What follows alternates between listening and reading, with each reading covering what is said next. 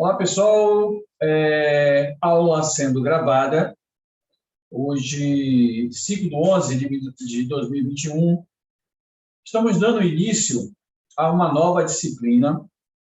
Disciplina essa de nome Meios de Contraste e Exames Contrastados. Bom, o que é, professor? Nós estamos iniciando, na verdade, duas disciplinas, né? Seriam duas disciplinas distintas, mas o que eu quero dizer distintas? Elas são diferentes porque, na verdade, uma inicia, seria a introdução da outra, não é? Porque meios de contraste são os fármacos utilizados nos exames contrastados, tanto na radiologia convencional, no raio-x convencional, algumas imagens são realizadas com contraste, como também na tomografia computadorizada. Existe um contraste também utilizado, nós vamos falar sobre ele mais à frente, contraste através do próprio radioisótopo. A diferença dos contrastes tradicionais na radiologia, no raio-x convencional e na tomografia é que você introduz no paciente o radiofármaco, na verdade, o fármaco não é um radioisótopo, é um radiofármaco, em que você capta a imagem no paciente. Você precisa dos radiofármacos para que você consiga contrastar, o nome já diz isso, dar um contraste melhor em determinadas áreas da anatomia, as quais não podem ser visualizadas de forma precisa no raio-x convencional, sem a utilização desses contrastes. Um exemplo, uma radiografia na intenção da visualização dos rins, você consegue ver o contorno dos rins, mas você não consegue visualizar a estrutura renal, desde os rins, os ureteres, a bexiga, a uretra, você não vai visualizar. Então, o contraste, ele veio para... O cara apaixonado passando aqui agora, só misericórdia. Sou muito alto. Então, minha gente, o que acontece é que esses exames, eles vão subsidiar, né, com maior detalhe as imagens nos exames contrastados. Eu peço a vocês um segundinho que eu vou dar uma olhada quem é essa criatura que está com esse som aqui. Só um minutinho, gente.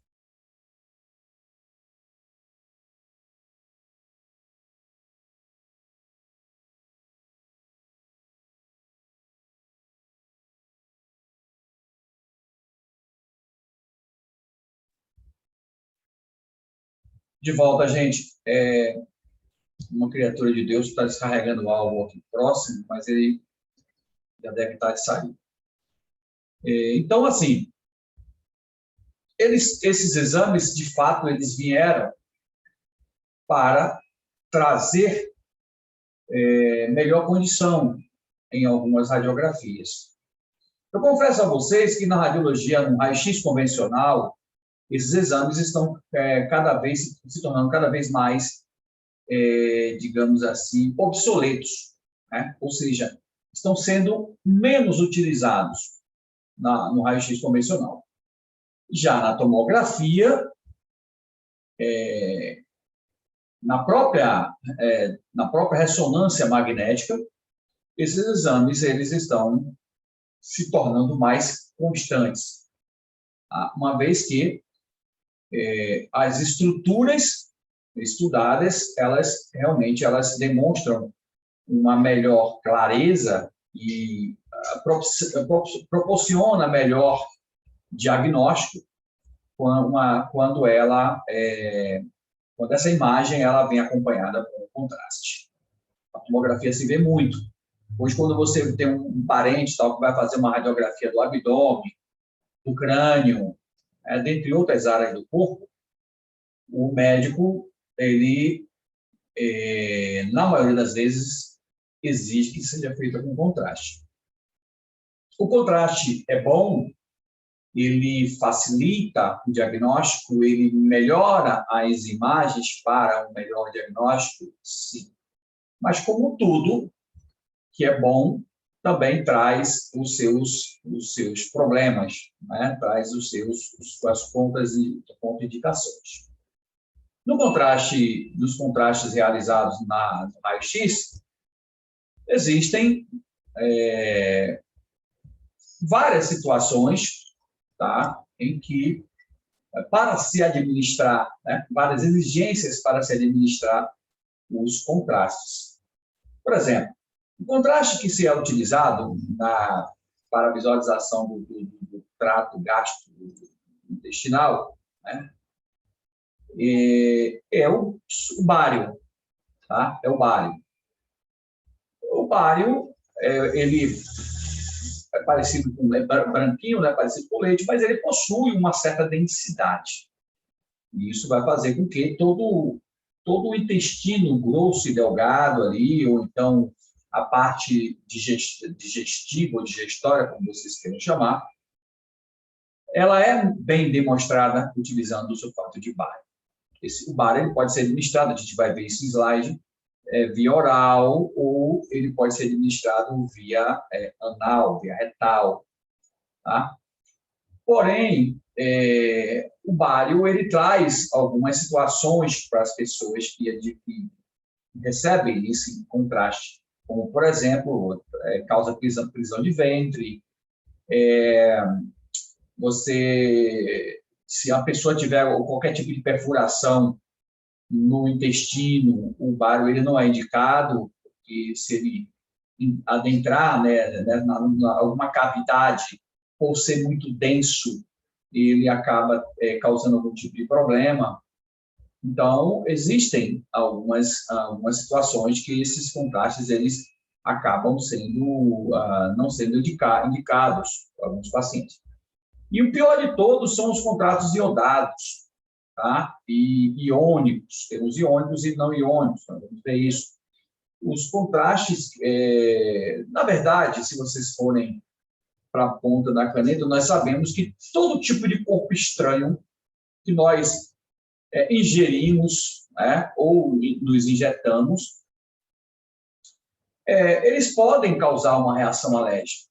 Quando você vai no médico, você pergunta lá para o seu... Né, o médico, na verdade, o médico, o enfermeiro que faz a triagem, o enfermeiro que faz a triagem, ele pergunta para você se você tem algum tipo de reação alérgica, algum medicamento.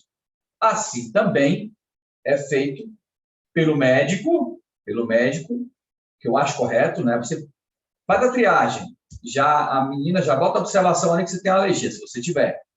O médico já visualiza, confirma isso com você.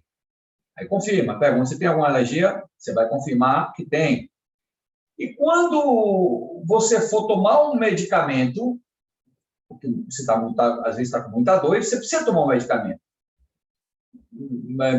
Não vai ser, obviamente, aquele medicamento que você tem alergia, mas o técnico de enfermagem que vai fazer a administração do medicamento e você também vai lhe perguntar ali se você tem algum tipo de reação alérgica a medicamentos. Então, três profissionais vão estar incluídos nisso. Por quê? As reações, elas podem ser desde ali a leve, moderada, até as mais graves, como, por exemplo, o edema de glote, que faz tampar, né, o sistema respiratório e a pessoa pode morrer asfixiada, porque tranca ali a glote e o ar não passa, entendeu? Isso é uma reação alérgica. O ar não passa.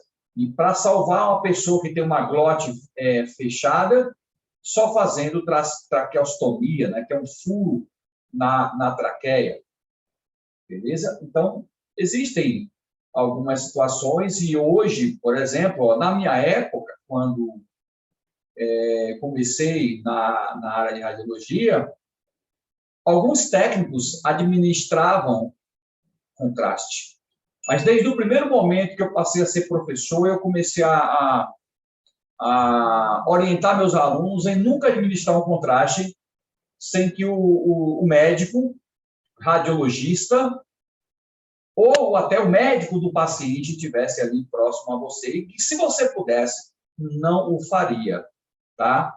E que sempre que puder, atribua essa situação a um técnico de enfermagem, por vários motivos. O primeiro deles é porque o técnico de enfermagem já tem ali, por exemplo, a prática para a administração de um contraste endovenoso, tá? Ele também já tem o treinamento, você teria esse treinamento, obviamente, mas o técnico de enfermagem, que está muito mais acostumado, ele teria um treinamento para as reações alérgicas, como proceder quando o paciente tiver um choque anafilático, por exemplo, quando o paciente tiver um edema de glote, o que ele deve fazer. Então, tanto é que quando se é administrado um contraste à base de iodo, que está se utilizando muito contraste não iodado hoje, é muito mais caro, mas já se utiliza, principalmente em pacientes que têm a reação, que têm já à disposição a reação alérgica ao iodo, já se administra o contraste não iodado, na verdade não é nem agora, já é um bom tempo.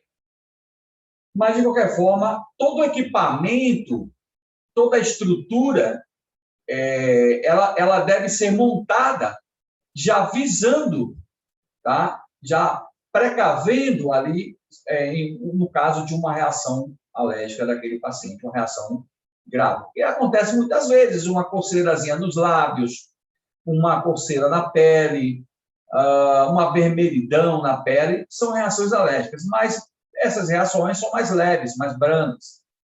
Só que a reação mais leve, ela tende a aumentar. Então, até desfibrilador é colocado ali, além também do antialérgico, já é colocado ali de prontidão, caso o paciente venha a ter algum tipo de reação. Isso acontecendo, ela aproveita, tira ali o contraste e, no mesmo acesso, ela introduz a agulha do antialérgico para eliminar aquele efeito de forma imediata. Então, eu já tive situação complicada no hospital em que, após a administração, o paciente começou a se sentir mal, ele virou o olho e teve convulsão, tá? Teve convulsão. E daí, a minha chefa, né, da época, uma radiologista, ela, muito experiente no assunto, resolveu a coisa assim, de uma forma brilhante, muito rapidamente, aplicou o antistamínico e tal, enfim, o paciente voltou ao normal.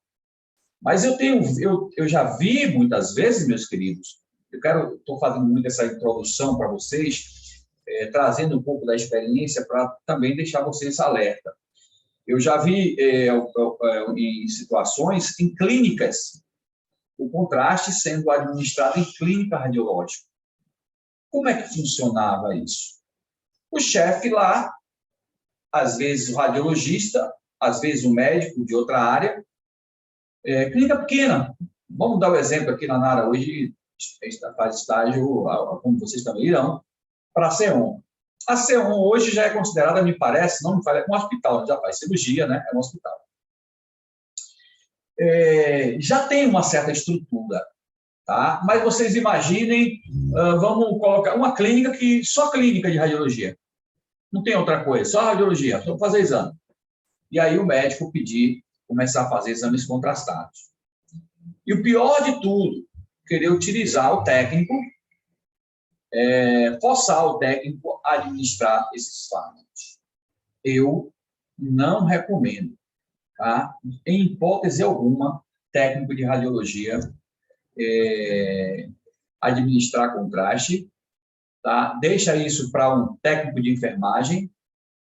Se você estiver trabalhando numa clínica pequena e o chefe vier com a técnica de enfermagem e eles administrarem e ficarem no pé para você só fazer as imagens, é outra história. Você não pegou na seringa, você não administrou ninguém, você está ali fazendo, você esperou o seu tempo, fez as suas imagens e entregou para ele. É outra história. Mas envolver você na administração desses fármacos está errado. Entendeu? Entenderam? Então, assim, guardem isso com muita firmeza para que vocês não sejam, não caiam em algum tipo de armadilha. Por que também, além dessa, eu falo essas coisas? Porque o pessoal que foi estagiar na UPA, por exemplo, através ali, depois de conversar com os técnicos, nós podemos perceber que os técnicos contam as suas experiências, e tem técnico que faz a radiografia do paciente, ele leva, por exemplo, de uma perna quebrada, né, uma perna com fratura, o paciente vai com raio-x para o médico olha, ele volta e aí já vinha a requisição de imobilização para o técnico fazer. E o técnico vai e imobiliza. Muitos técnicos, principalmente em Salvador, trabalham dessa forma. Eles não contratam eu não lembro o nome agora dessa, Fabiano está por aí, pode até me ajudar nesse termo, mas eu não lembro o nome desse profissional que inclusive tem curso específico para esse tipo de profissional, né, que trabalha exclusivamente fazendo essas imobilizações, né, aplicando a tala, aplicando, enfim, injeção completo. Existem esses profissionais específicos, mas, em alguns casos, os médicos, quando é dono de clínica, por exemplo, ou até mesmo, pode acontecer até no hospital como esse, cara, às vezes é nomeado, é contratado para trabalhar na UPA, chega no plantão ali que não tem ninguém, aí vai precisar engessar. Aí ele já sabe que aquele técnico lá é bonzinho, e aí vamos botar o cara para fazer isso. Está errado, gente. A atribuição do técnico de radiologia é produzir as imagens. Tá? Deixa esse negócio de engessar para outra pessoa. A não ser que você me diga, não, professor, mas se isso acontecer, eu vou pegar porque eu quero treinar também, porque de repente é uma oportunidade a mais. Aí é com você, Roberto Carlos e as baleias. Tá? Mas eu aconselho não se envolver nessas coisas. Você está fazendo um curso técnico de radiologia, se você tivesse sido contratado como técnico de radiologia, haja como tal. E limite-se a trabalhar dentro daquela sua atribuição. Ok, gente? Então, vamos para o slide. Quem quiser fazer algum tipo de comentário, fique à vontade. Hoje, né, infelizmente, antes de entrarmos aqui, nós tivemos uma notícia terrível aí para o pessoal do mundo da música, né, o pessoal que gosta de música. Perdemos aí uma cantora bem famosa, né, inclusive, quem não gosta do sertanejo e tal, e garota nova, 26 anos, né, junto com seus produtores, mais as três pessoas, 4 pessoas, me parece, ao todo, sofreu um acidente de avião e, como sempre, o avião ele não deixa, as chances são mínimas. Ele acabou aí ceifando a vida. Mas é isso, a vida segue, infelizmente, mais uma tragédia, né? Muito chato isso aí, mas a vida segue, nós temos que dar um seguimento aos nossos afazeres, né? A morte está aí para todos, ninguém escapa. Uns vão mais cedo, outros vão mais tarde, mas, enfim, ela é para todo mundo. Continuando aqui, deixa só eu colocar aqui nosso slide de hoje.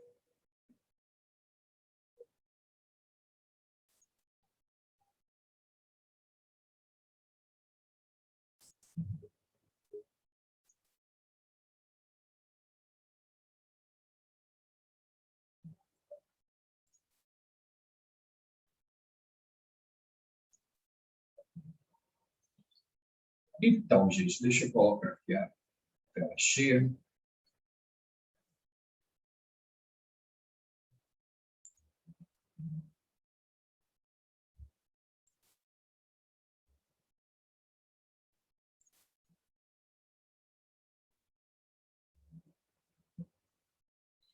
Prontinho.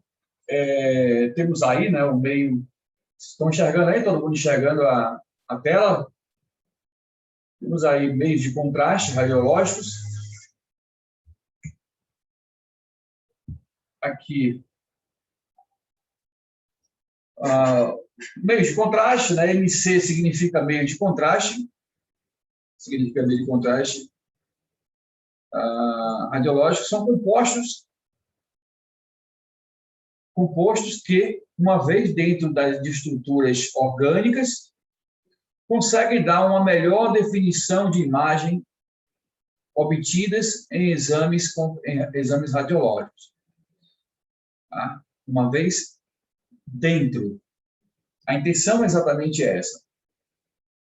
Ela tem que ser administrada para que a gente ela faça a adesão ao tecido o tecido do órgão, tá? Ela consiga, digamos assim, na, na, na voz popular, né, no termo popular, ela consiga se agarrar, aderir à estrutura, e aí, quando você incide o raio no paciente... Boa noite, professor. O áudio ficou muito baixo. Será que foi só para mim? Quase não estou ouvindo o áudio, está muito baixo. Alguém pode me dizer aí mais se está baixo o áudio?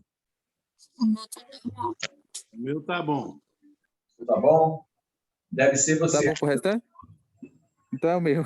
Pode ser internet. Pode Obrigado. ser. Nada, querido.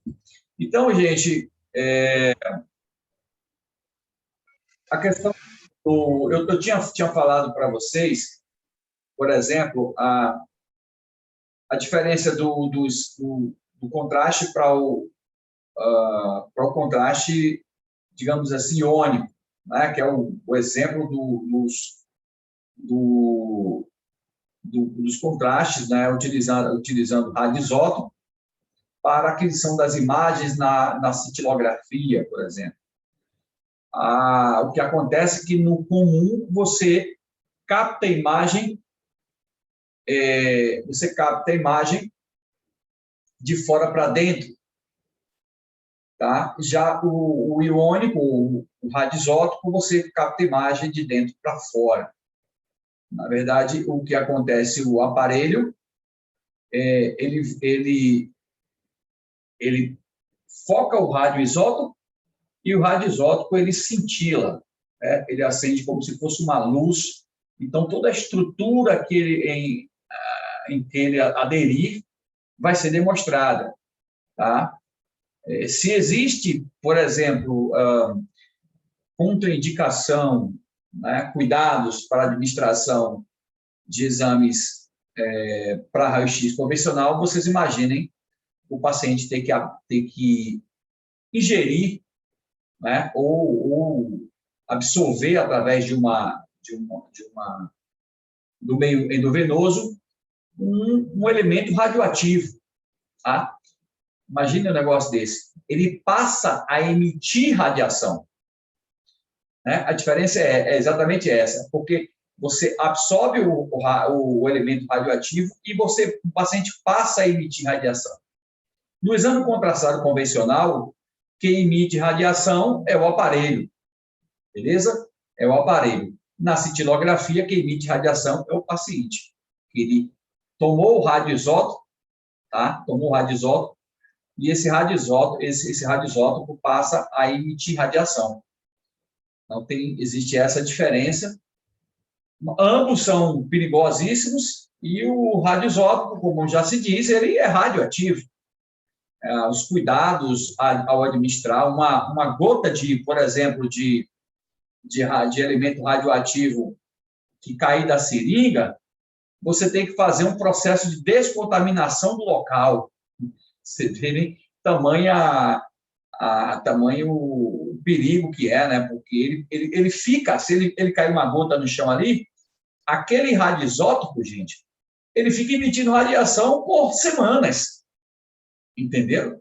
Porque ele só vai acabar a força dele com a meia-vida, né?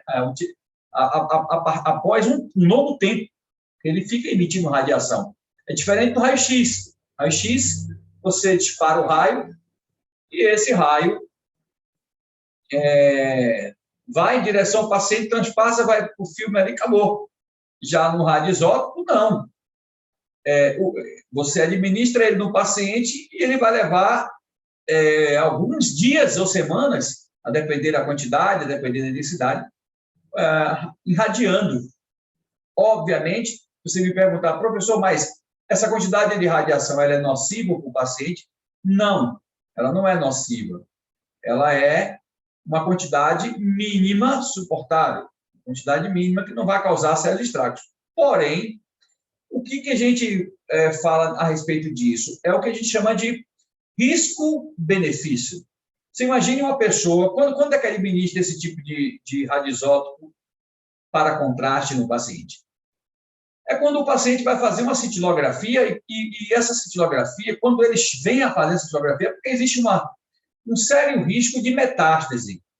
Nada mais é do que vários pontos cancerígenos pelo corpo. Apareceu um nódulo ali, ele não tratou, aí depois de um tempo ele foi procurar o médico e aquele nódulo já se espalhou pelo corpo. Então é feita uma cintilografia para fazer uma varredura geral. Aí, com todo lugar do corpo que tiver, por menor que seja o nódulo, do tamanho do caroço de arroz, ele vai cintilar no corpo do paciente.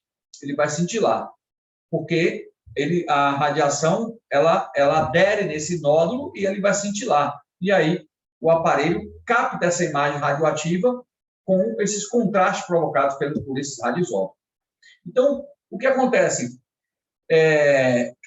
Pode causar alguma coisa? Sim, mas é a longo prazo. Tá? Pode causar algum problema para o paciente? Sim, mas é a longo prazo. Mas é como eu disse, pode.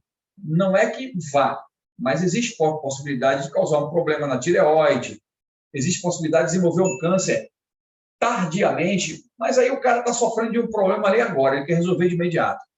Então, o que a gente chama de risco-benefício. Tem que fazer mesmo existindo riscos. Ou seja, os riscos são menores do que os benefícios. Pronto. É bem assim. Os riscos são menores que o benefício. Entendeu, gente? Então, é que nem as cirurgias. Toda cirurgia tem uns riscos e benefícios. Tá? Então, tem uns riscos e benefícios. Aí o médico vai medir a porcentagem do risco e do benefício. Tem cirurgias que o risco é maior do que o benefício, infelizmente. Tá? Quando ela é muito invasiva e etc. Enfim, para a gente ter essa ideia. Então, ele diz que os meios de contraste eles são compostos, né, que, uma vez dentro de estruturas orgânicas, consegue dar uma melhor definição de imagens obtidas em exames radiológicos. Alguém, por favor, me cita aí, me fala aí, de um exame contrastado natural, um contraste natural. Vamos lá? Quem pode me lembrar de um contraste natural?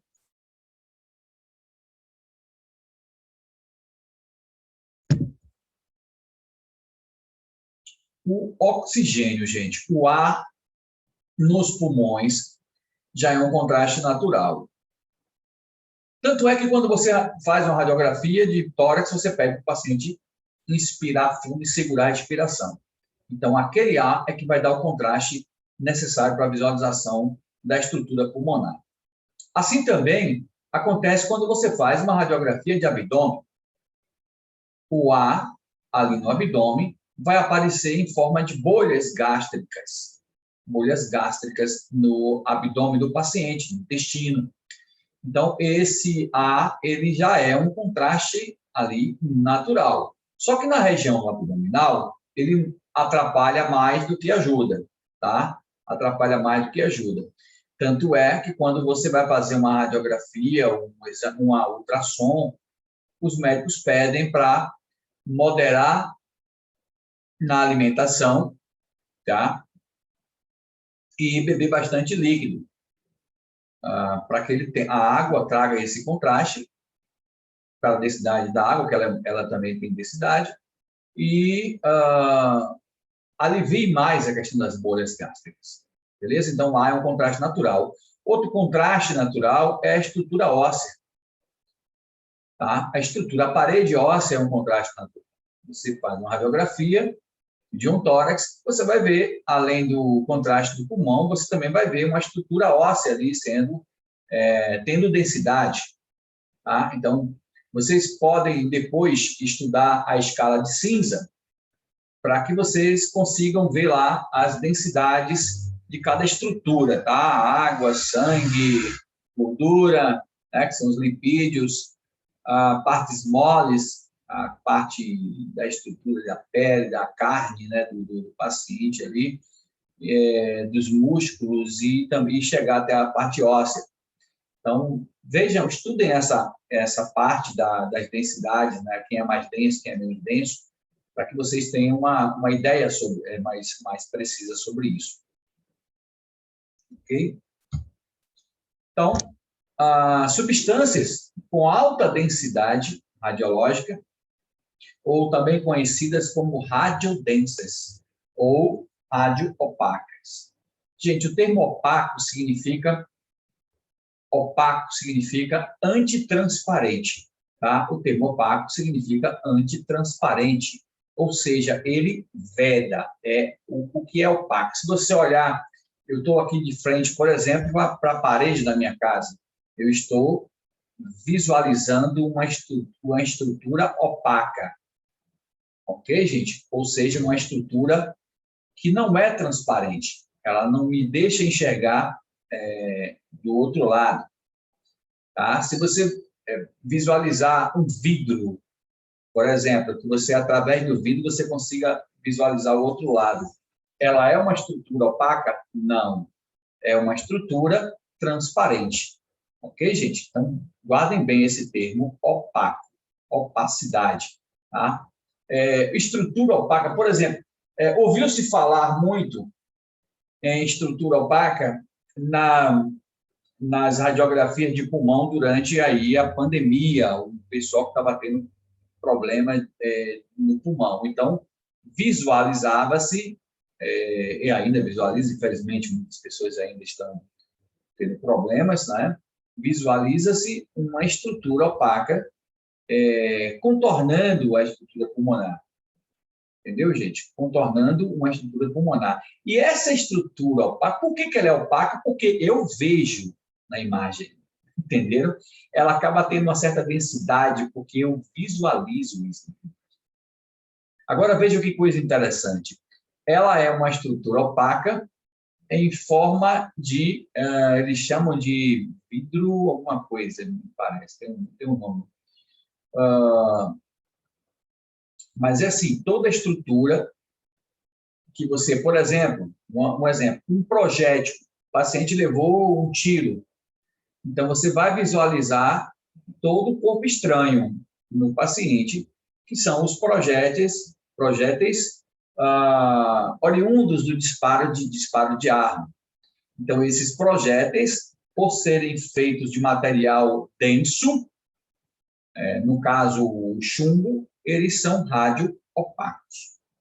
Ok? Então, o meio de contraste, os contrastes, eles são radioopacos. Eles são radioopacos. Tá? Porque eles são densos. Eles são densos. E isso já é proposital. O rim é denso, possui densidade, mas quem é mais denso, o rim ou o osso? Vamos lá? Lanara, me responde aí, querida. Quem é mais denso, o rim ou o osso? Pode ser qualquer osso.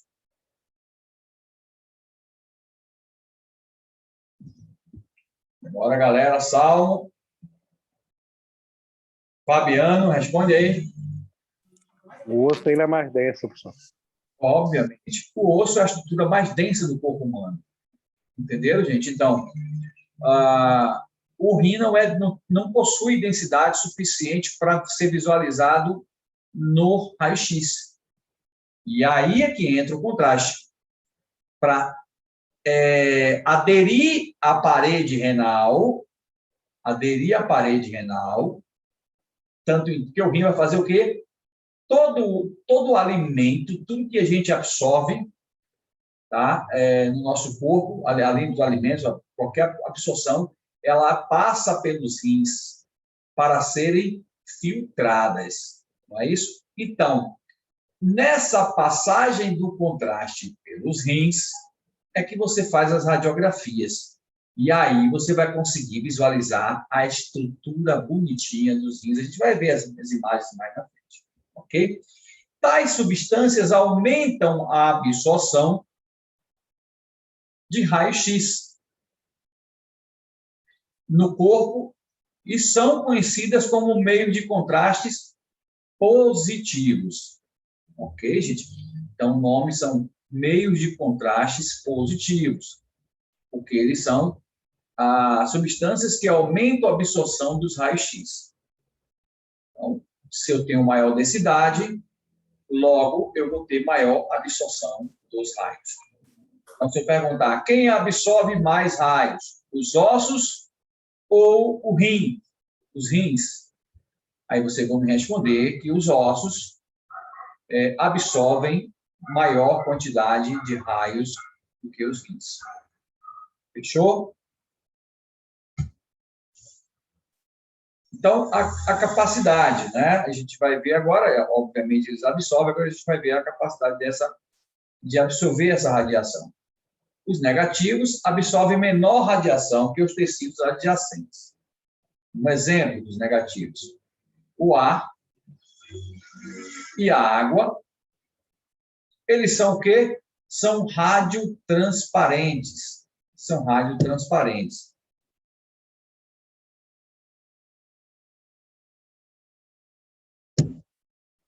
E os positivos, eles absorvem mais radiação que os tecidos adjacentes. Aí você tem sulfato de bário e iodo. Sulfato de bário e iodo.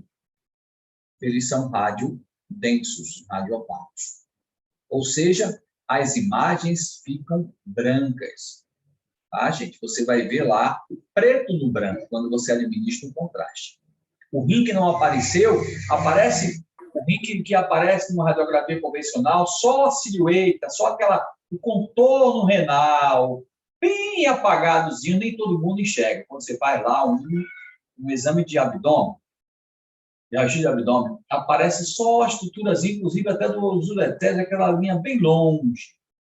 Mas quando você administra o contraste, essas imagens aparecem, é como se fosse uma mangueira cheia de leite. Os ureteres aparecem como se fosse uma mangueirinha cheia de leite. Então, repetindo, os negativos absorvem menor radiação, tá? Menor radiação que os tecidos adjacentes, ou seja, o ar e a água.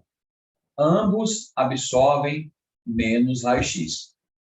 Já os positivos absorvem maior quantidade de radiação nos tecidos adjacentes. O sulfato de bário e o iodo radiodensos. Então, por isso, contrastar, o termo contrastar, a gente vê o tempo todo, não é? Quando você pega uma imagem, você vê que aquela imagem ela está sem brilho, ela está sem contraste. O contraste, normalmente, é o que a gente chama de preto no branco. Eu preciso ter uma claridade, mas uma definição melhor na imagem. Logo, eu preciso de contraste. Ok? O brilho, na verdade, ele só faz escurecer ou clarear. Fechar ou abrir uma imagem. Já o contraste, ele vem trazer o preto no branco.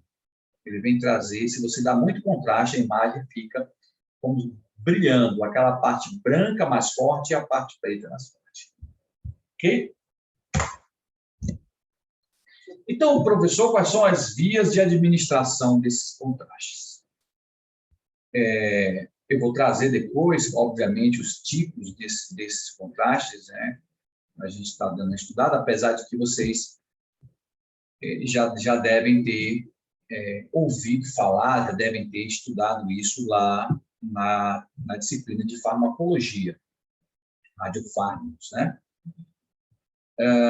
O oral, no caso das vias de administração, você tem o oral, né?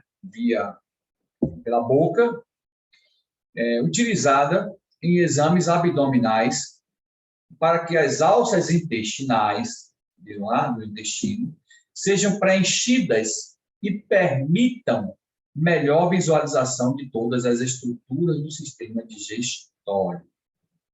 Então, eu vou beber o contraste, tá? Para que o contraste ele viaje pela via digestiva até chegar na ponta lá do intestino.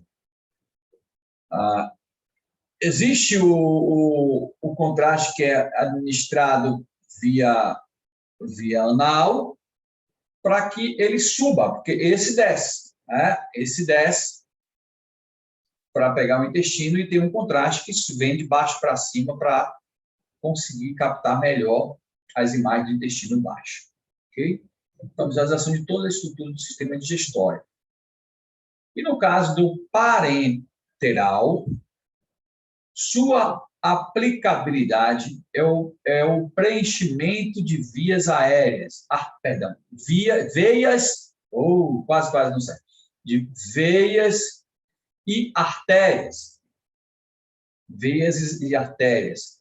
Estruturas vasculares, que permite delimitar a morfologia e analisar a fisiologia das estruturas do corpo.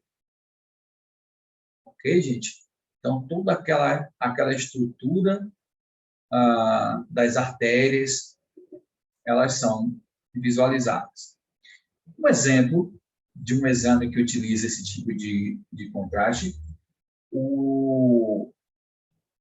a hemodinâmica. A hemodinâmica tem exames que utilizam contrastes para esse fim, esse tipo de contraste parenteral.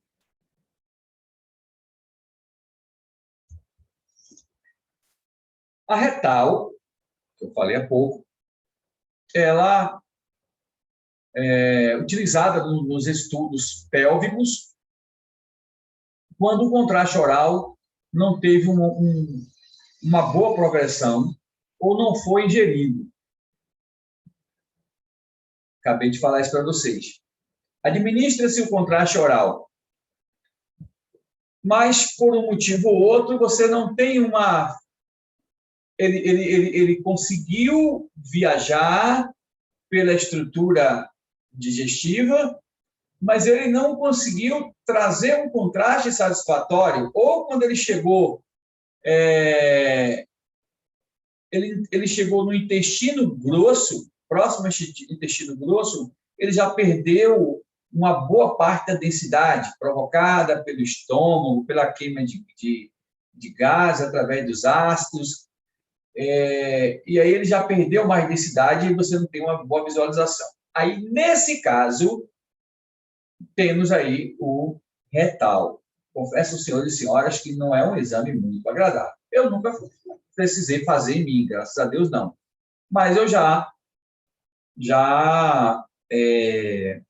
junto com o Hospital Salvador, nós fazemos muitos exames contrastados em homens e mulheres, porque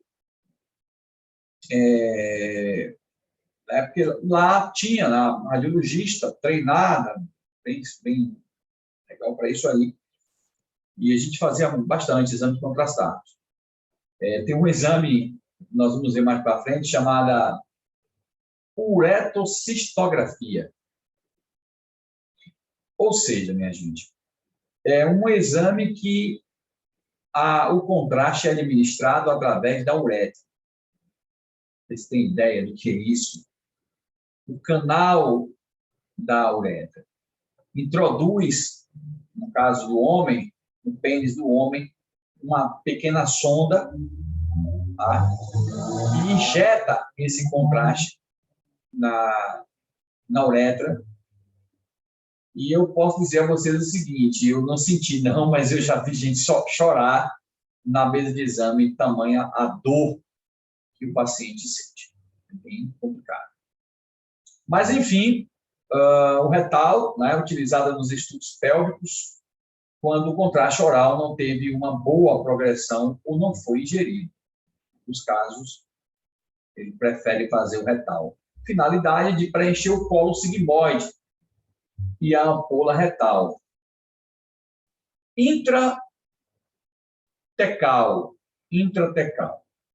utilizado nos estudos do canal medular e recebe o nome de tomomiolografia ou mielotomografia. Contraste iodado é injetado na espinha do paciente, na região lombar, como se fosse tomar uma anestesia tipo hack. O que seria? Para que seria? Qual o objetivo do exame clínico? Eu não me lembro muito bem, esse eu nunca, especificamente, eu nunca fiz, mas acredito, e a gente pode, para matar a curiosidade, queridos, pesquisem sobre esses exames e vejam qual é o objetivo desses exames intratecal. Acredito eu que seja para a visualização da medula espinal, tá? Da medula espinal. Para contrastar a medula espinal. Acredito eu que seja. Porque algumas estruturas ali não são visualizadas. Por exemplo, ele fala que na coluna, contraste iodado é injetado na espinha, ó, é bem na espinha do paciente. Ou seja, não é para visualização de disco intervertebral, não acredito. Acredito que sim. Se é na espinha, deve ser para visualização ali da medula. Acredito eu que seja para visualização da medula. Tá? Mielografia, acredito que seja isso aí. Vou dar uma olhada depois e gostaria que os senhores e senhoras também pesquisassem aí para trazer para os colegas, para todos nós aí, o que significa, qual é o objetivo desse exame contrastado. Então, é isso.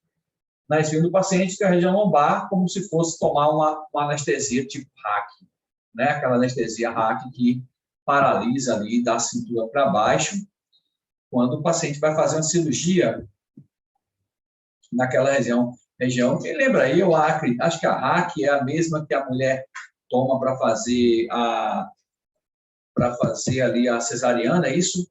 É isso, né? Cesariana, eu acho que é aplicada a hack, tanto é que as mulheres, quando passam por cesariana, elas não dormem, né? Elas fazem acordadas, e acho que a anestesia que é aplicada é essa aí, a hack. Se eu estiver errado, alguém me corrige, por favor, tá? Então, minha gente, a intratecal, exatamente, é para esse fim. Vejam vocês quantos meios de contraste, né, existem. A utilização do contraste, a gente não falou, né, que tem o contraste, ele falhou aqui, deixa eu ver se não mostrou.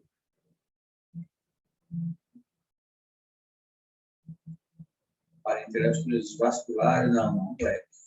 Existe também a via pela uretra, né? Aí deve, eu não sei se está classificado em uma dessas outras aí, mas vamos lá.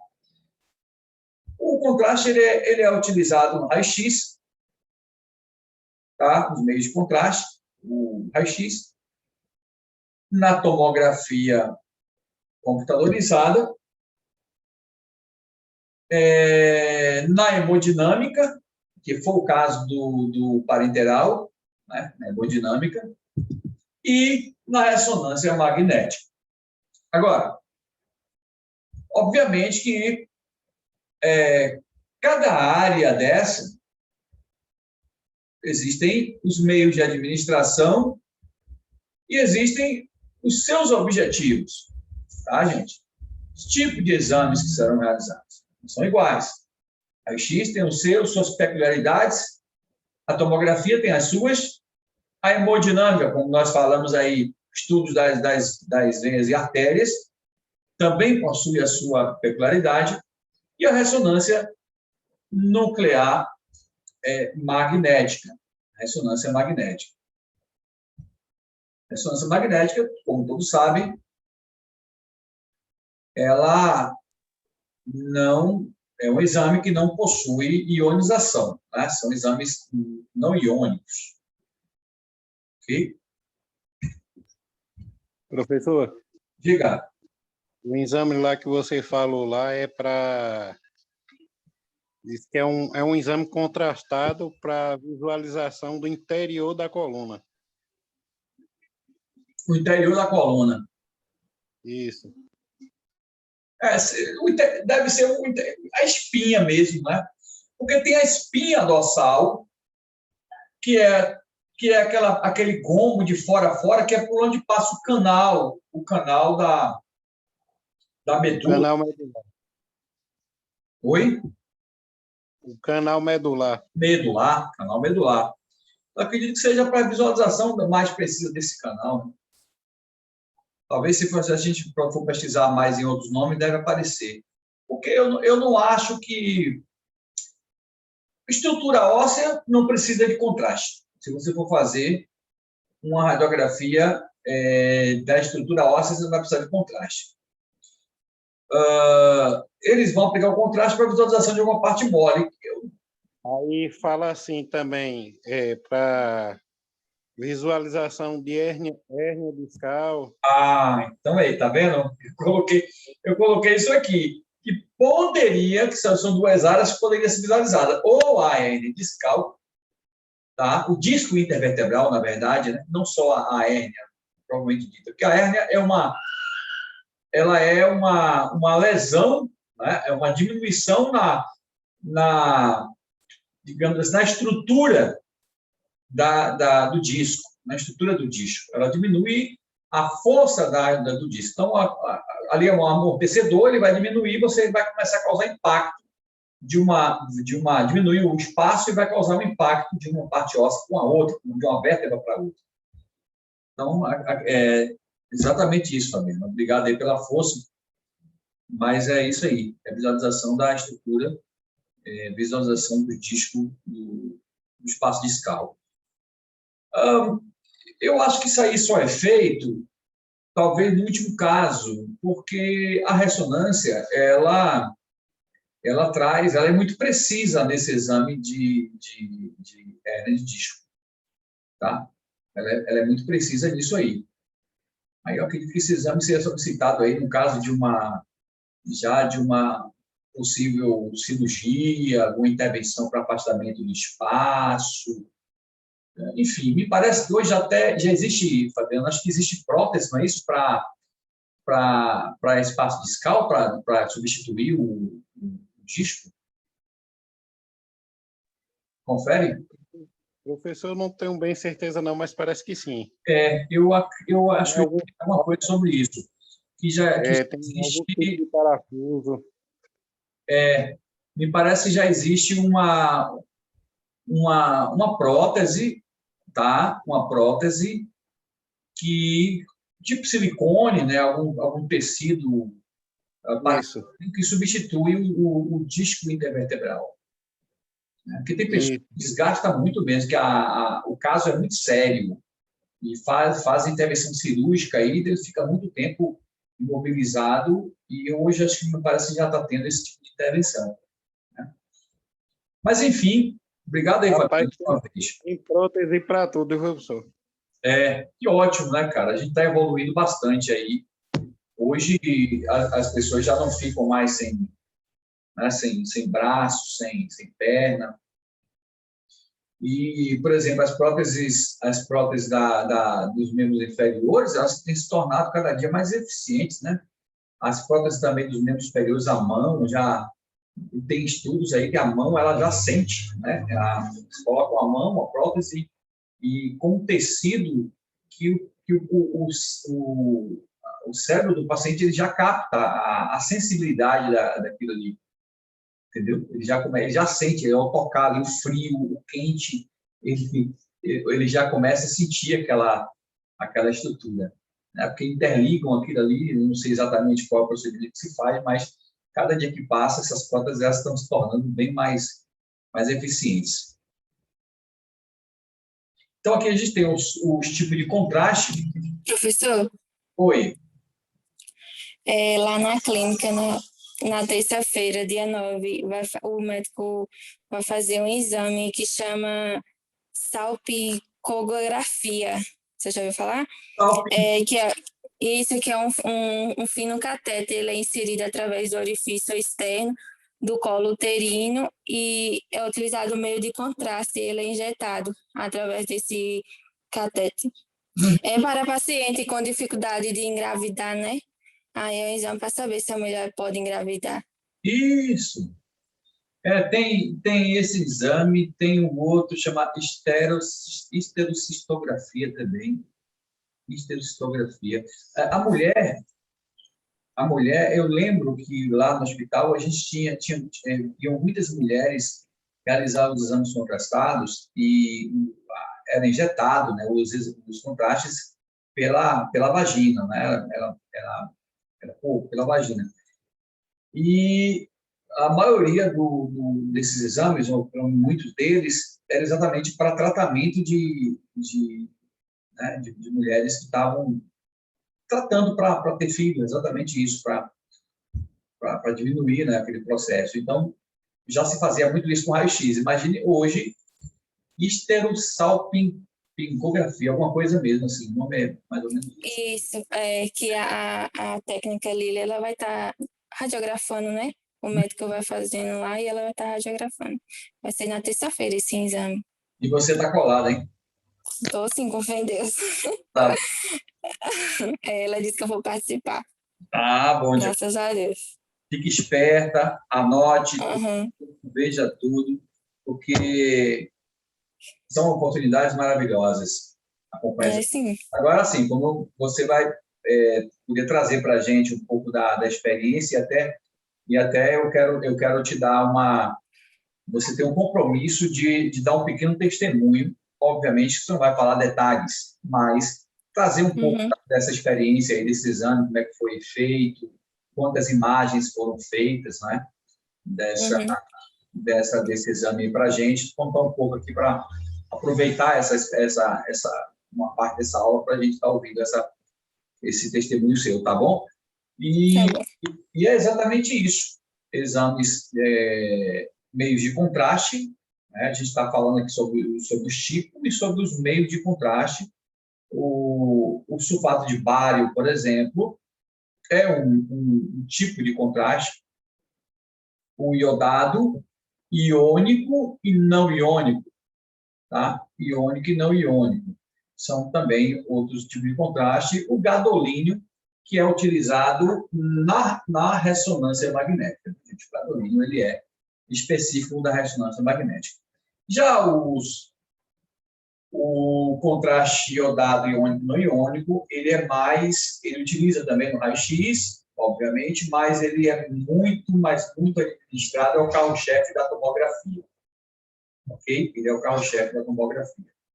Deixa eu ver aqui como é que está só que o 42. Então, continuando, a gente tem aqui a classificação dos meios de contraste. Ele é classificado quanto à sua solubilidade, tá? Quanto à sua solubilidade, eles são insolúveis, ou seja, eles não dissolvem na água, nem em gorduras. Um exemplo, sulfato de bário. Lembra que eu falei um pouco mais atrás na aula de hoje? Sobre o sulfato de bário, sobre os problemas que eu podia trazer, exatamente a questão de que ele adere à estrutura corpórea, né, daquele órgão, e mesmo perdendo densidade suficiente para a radiografia, mas ele fica grudado ali por algum tempo. Como ele viaja pelo intestino pelo aparelho digestivo, ele acaba causando algum tipo de problemas, pode provocar dores estomacais, ele pode provocar prisão de ventre, o paciente pode ficar sem defecar por alguns dias, tá? Ele resseca aquela estrutura, aquela parede. Repito, são situações, os chamados riscos-benefícios. Muitos, eu vou dar um exemplo aqui. O cara está com muita dor, ele tem reação alérgica à dipirona. Pô, o médico pode mudar a dipirona, mas ele vai ficar se ele sentir que o único meio, inclusive no próprio contraste, que ele tem que administrar de qualquer forma aquele fármaco ali, ele vai ter que administrar, ele vai ter que adquirir aquela imagem, não tem jeito, ele vai fazer, mesmo sabendo que o paciente tem reação. Mas, obviamente, que os cuidados serão tomados, devidamente, né, tomados, redobrados, mas vai ser administrado. Porque, repito, o paciente precisa fazer. Tá? Existe o risco, mas o benefício que aquele exame vai trazer é maior. Que aquele exame ele pode trazer um diagnóstico e, junto com o diagnóstico, vir a cura, vir a resolução do problema. Entendeu? Então, é isso. A mulher, por exemplo, está com suspeita lá de câncer de mama, apareceu na imagem um nódulo. Qual o próximo procedimento? O médico vai pedir uma punção mamária, que é para retirada do tecido. Aquilo é chato, doloroso, desconfortável, mas ele aplica uma anestesia, beleza. Só que acontece o seguinte, ele vai furar para tirar o tecido. É ruim, é invasivo, mas é necessário. Entendeu? Então, muita coisa na medicina é dessa forma, gente. Ele prejudica o paciente, por um lado, para curar o outro. Né? Para resolver um problema maior, problema que pode matá-lo a curto prazo. Beleza? Se o médico, por exemplo, entender que o procedimento que ele vai realizar naquele paciente vai causar a morte daquele paciente em 10 anos, o que ele vai fazer? Ele vai balancear, ele vai, poxa, se eu não fizer esse procedimento, ele morre em uma semana, ele morre em 6 meses. É óbvio que ele vai realizar aquele procedimento, porque ele vai proporcionar mais tempo de vida para aquele paciente. Então, risco-benefício é isso. Tá, gente? Os médicos eles fazem o tempo todo isso. Procedimentos que salvem aquela vida, mesmo que, pelo menos, adie a morte. Entendeu? Óbvio que tem pessoas pacientes que é complicado, que ele adia a morte, mas o sofrimento não. Né? Ele vai adiar a morte, mas o sofrimento do paciente não vai ser adiado. Entendeu? Ele vai continuar sofrendo. Entendeu? Ele não vai ser atenuado, vai continuar sentindo dores, problemas, não vai morrer. Por isso que muitos países já têm a eutanásia, por exemplo, tem pessoas que não suportam mesmo, eles só querem descansar e aí tira lá, desliga os aparelhos, toma uma injeção letal ali, o cara vai embora. Complicado. Então, solubilidade, né, são insolúveis, não dissolvem na água nem em gorduras, conhecido sulfato de bário.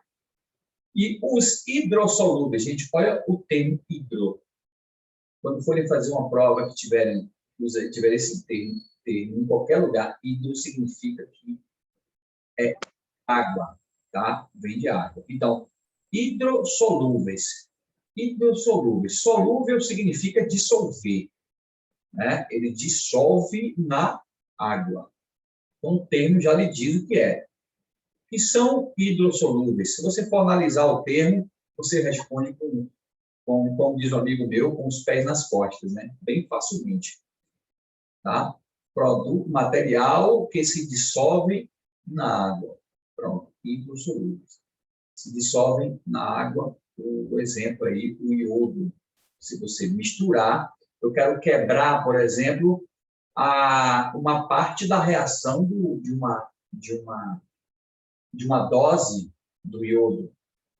Eu vou diluir em água, entendeu? Eu vou diminuir em água, eu vou aplicar uma quantidade de volume maior, mas com uma quantidade de iodo menor. Tá? Então, hidrossolúveis. Se você for pegar um monte de coisa, o que a gente pode dar como exemplo? O açúcar é hidrossolúvel. O óleo é hidrossolúvel? O óleo, não, né, gente? O óleo não dilui na água. A gasolina, o óleo diesel, o óleo de comida, por exemplo, você bota, ele não é hidrossolúvel. Então, isso aí a gente viu lá na nossa, no primário, lá nós aprendemos isso, né? De química, isso aí. Então, hidrossolúvel, se dissolve na água, no exemplo do iodo. A viscosidade, que é um outro tipo de classificação, né? Quanto à sua viscosidade.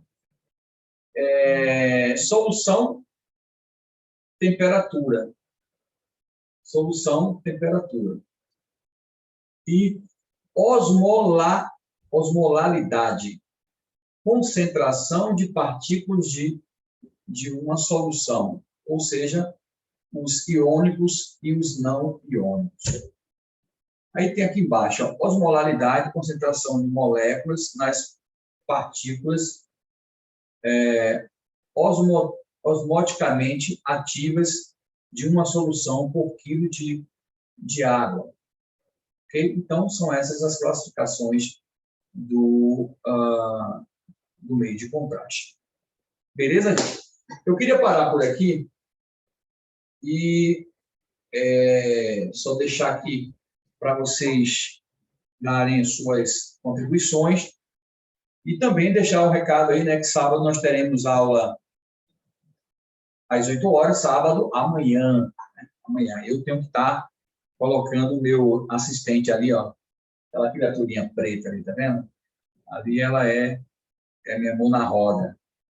Ela é minha assistente de voz ali, que eu guardo meus compromissos.